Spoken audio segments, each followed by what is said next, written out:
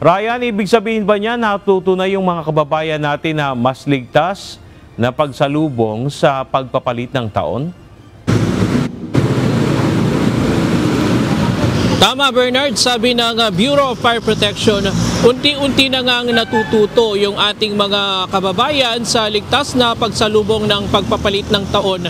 Dangan lamang kailangan pang mayroong magbuwis ng buhay at may mga ari-ariang masunog sa mga nakalipas na taon bago unti-unting matuto ang ating mga kababayan sa pagsalubong sa pagpapalit ng taon.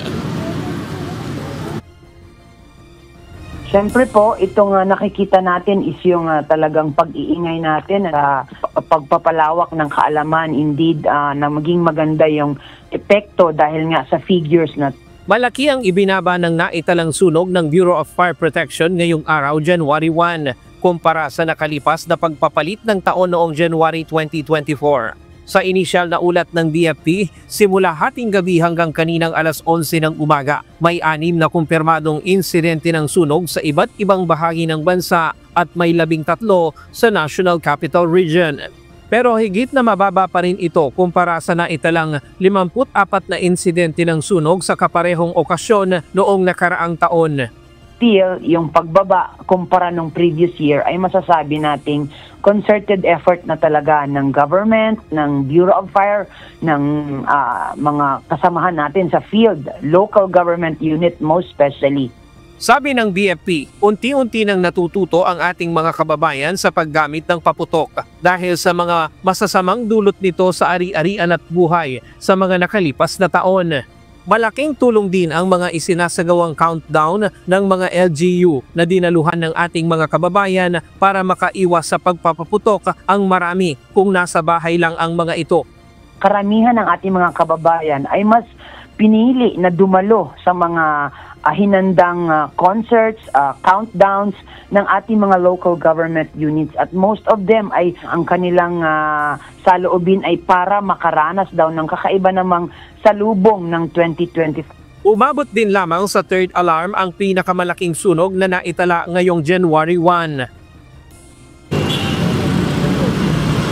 Samantala, Bernard, bumaba din ang bilang ng mga sunog na ang sanhi ay firecracker para sa taong 2024 kumpara ito doon sa taong 2023. Ayon sa BFP, nakapagtala lamang ng 35 noong 2024 kumpara doon sa 43 na naitala nila noong 2023 na mas mababa yan ng 18%. At sabi ng BFP ay magsasagawa pa rin sila, magpapatuloy pa rin sila sa information, dissemination sa mga programa para sa ating mga kababayan para sa mga susunod na taon ay hindi man tuluyang masawata yung firecracker o sunog na sanhiyan ng firecracker ay lalo pa itong bumaba. At yan muna ang latest mula dito sa Maynila. Balik sa'yo, Bernard.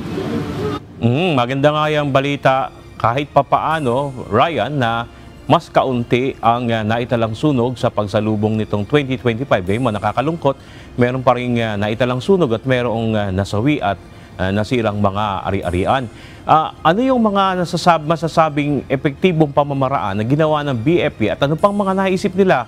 Kaya, Ryan, naggagawin pa nila para mas ma-intensify pa nila yung kampanya, tuluyan ng mapababa pa ito.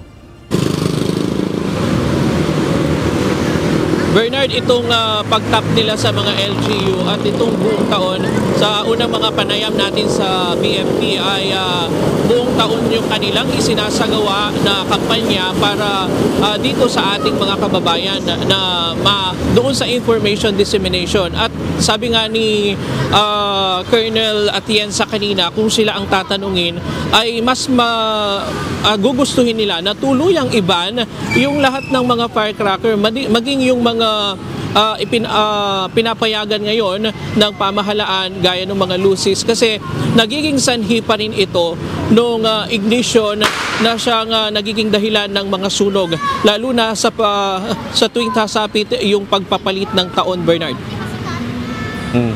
So, posible kaya, Ryan, na kundi man tuluyang iban ay magrekomenda sila ng madagdagan itong mga binagbabawal na paputok. Kagaya ng sinabi mo kanina, luces, nagiging sanhi rin pala ng sunog yan, Ryan.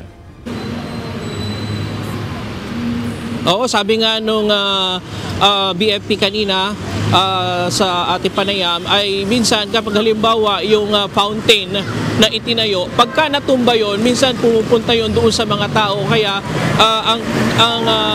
yung apoy nun pumupunta doon sa mga bahay na nagiging sanhi ng mga sunog. At titignan nga natin kung magre-recommenda pa sila sa mga susunod na pagkakataon doon sa mga firecracker na dapat iban sa ating bansa. Maraming salamat, Ryan Lacanlale, live mula sa Maynila.